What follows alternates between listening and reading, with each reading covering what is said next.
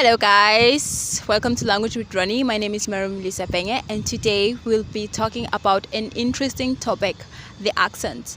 Many students or many beginners of when they try to learn a new language, they face these challenges of learning the accent. For example, when it comes to English, most students prefer they must choose between the British accent or the American accent, but still they feel like they don't achieve that goal of speaking using that accent, especially when it comes to African students, because we know that because of our background, it's kind of difficult for us to somehow pronounce the words as they pronounce. We're talking about the British and Americans. But what if I tell you that there's no problem in pronouncing it in the way that you've learned, in your accent, the accent that you are learning now, the accent that you use now. There's no issue. So today we're going to have two guests that are going to help us to face these challenges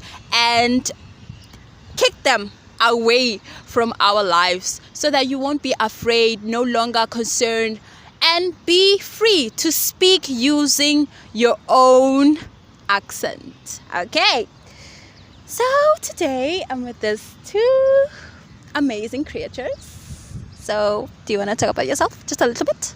Yes, so hello everyone.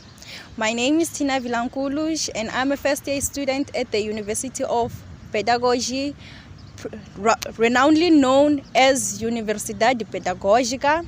And to further interest you about myself, I'm a founder of Price Match Item. So if you need any clothing, I don't know if it's a sofa or anything, guys, just DM me on Facebook at Price Match Item. You're going to pay the tax, yeah? This is not for free. So who we have here? Hi everyone, I'm Anthony. I'm currently a student at UP, and I'm a man of few words, so I won't go into further details. He's a man of few words. So, you guys, like I said before, our topic is about accents. As we know, many people, when they are learning a certain language, for example, for us, when we were learning English, we had this problem with the accent. Most of us, we were afraid because our accent doesn't sound like the American or the British one.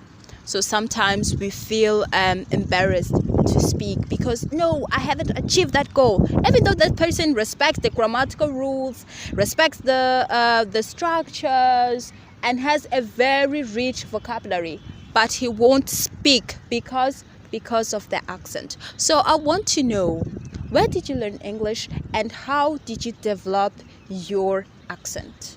Who do I start with? Tina? Yeah, I can start. I learned English in South Africa where I grew up, having gone to primary school and secondary school in South Africa. So that's where I learned English. And I believe that my accent was shaped by all the different languages which I was exposed to, like Tswana, Zulu, Venda, Xitsonga, and many other languages, because I speak multiple languages. I speak Shangana, I speak Tswana, Zulu, I speak Portuguese, English, and there are these other languages which I do not necessarily speak, but I understand them, like Venda, Xhosa, Swat, and many others. Yeah, in a nutshell, that's that. Okay. So, Tina? Can you repeat the question again? Yes, I was saying, how did you learn English and how did you develop your accent? Okay, so same case as him. I also studied in South Africa from grade 1 up to grade 12 to develop my accent. To be frank, guys, there's no perfect accent. An accent is shaped by exposure to culture, just like he said. So do not pressure yourself to reach an accent that you idealize. Continue to respect the grammatical rules and you'll get there. So you're trying to say that your mother language, like you said, Tswana, Venda, Tsonga, will shape the way that you speak, the accent, when learning a second language such as English, Portuguese, French, and so many other languages? Yeah, that's true. That's what I'm saying. So to give a few examples, I'm a Shangaan speaking person, but I learned Xitsonga in South Africa. So I speak more of Xitsonga than I speak Shangaan. That is a medium of instruction here in Mozambique. So as I speak Xitsonga, there are more pronunciation of the S word because of the swi sounds that are produced in Xitsonga.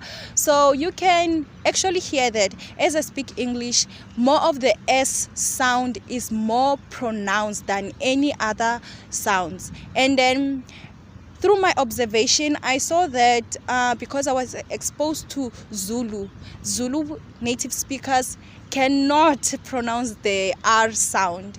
So that also affected me because in Portuguese, as I'm trying to learn a new language, which is Portuguese, a medium of instruction here in Mozambique, I found it very difficult to pronounce the R sound. Most of the time, it is very rigid, and which is not the standard that I'm supposed to pronounce here in Mozambique. That's what I'm told, but I'll learn. You see, never be afraid to learn new language. She's learning. Is it difficult? Oh, to be honest, compared to English, Portuguese is very difficult, especially the concept of verbs. There are very many flexações, como vocês dizem, que são flexações adverbiais. In English, it is not as intense as it in Portuguese. So I find that topic specifically to be very difficult for me. Oh, Antonio, you also came from South Africa to come and study here. So what is your experience in learning Portuguese here in Mozambique? Is it difficult? Yeah, to be honest, I did not suffer that much with pronunciation because me being able to speak many languages, I believe that it has allowed me to be able to pronounce particular words without any problems. More often than not, people cannot tell that I come from South Africa if I don't tell them, because I'm able to pronounce many words in Portuguese in a way that they cannot be able to tell that this guy is not from here. So I believe that having that exposure to all those different languages has helped me to be able to pronounce them without any problem. So I do not struggle that much with accents. Oh, okay. Although I haven't spoken languages like the Chinese language and these other languages, just to experiment. But with the ones that I speak now, I have not struggled. Oh, so yeah, you see the need of speaking many language. You must watch our first episode. You will see how important it is to speak so many languages as you can. You see, it helps. He doesn't have difficulties in learning a new language because of what he's used to it. It's not something new for him. Not even Chinese is not new. If he wants to, he just go sit down there and study. He'll be trying right now. Guys, Chinese guys, sorry. If I'm lying. Ni hao, ni hao, ni hao. So, okay. So your accent, as we can see, it's South African, no? Yes, you can say so. Yes. Oh, you're doubting? No, I'm not doubting. Yes, it is. Yeah, it is. Okay, that's good. So this takes me to another question. So, as we know, most people are embarrassed to use their accent, because of our maternal language influence. It doesn't sound like the American or the British. So I want to ask you this. Have you tried to change your accent to the American, British? No, I haven't done that. It's because it's not always possible to mimic or to imitate other accents. Because always native speakers can always tell that this guy is not one of us. They can always tell that, for example, if you were to go to a particular region where they speak a particular language, the people from that region, even if it's the same language, for example, I'm sorry to say this, but have you ever seen people from North here in Maputo? you can always tell that this person is from North just because of their accent. Yes. So trying to imitate or to mimic those accents is for me sometimes it's pointless, because the native speakers or people who speak with a particular accent in that region, they can always tell that this person is not from here. So I believe that people should just I'm not saying that they should give up or they shouldn't try to imitate those accents or to speak in those accents, but I'm saying that they should not pressurize themselves into speaking in those accents, because it's sometimes not possible, because you might find that in your native language, the languages that you are able to speak do not allow you, or do not, because remember that accents have to do with with the native language that you speak or the region where you come from. Yes. So it's not always possible to mimic those accents. All right. What about you, Tina? Have you tried to change your accent? No, I haven't tried to change my accent, mostly because the people that I'm surrounded with are very welcoming. They're not people that will try to undermine your effort to learn a new language or your exposure. So I think that also contributes very much to not trying to mimic other accents. And I believe that it is a good thing for you not to mimic other people, because when you try to mimic other people, you'll be very lost. So it's very important to take a step by step in your developmental growth. Oh. Ficaram as dicas, né? Guys, Machões, people do Norte, não é por mal. Não é por mal. But okay, just to close this topic, right? Because you gave us so many interesting tips, but now directly speaking to that learner, to that beginner, what advice would you leave, or would you let this young person trying to learn? You are young in our language, not young in, I don't know, I'm just trying to be funny. It's not working. Yeah. It's not working. I'm a bad. She's not a comedian, so please forgive her. It's not my space. Okay. But give us the tips. Okay, so in order for you to learn a new language, specifically an accent, guys, first you must learn the language that you are about to indulge yourself in. If it is English, learn the grammatical rules first. Accent will come after, and as we've already established, accent is influenced by your surroundings, your exposure to languages.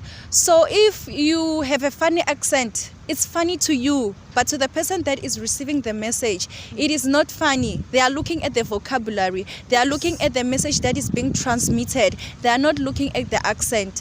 If you have a very beautiful accent but a bad vocabulary or bad grammatical structure, you're not going to go far. You are not. So please invest in your grammatical rules, invest in learning as many languages as you can. It doesn't matter if it is a minority language or a dominant language. Just learn, guys.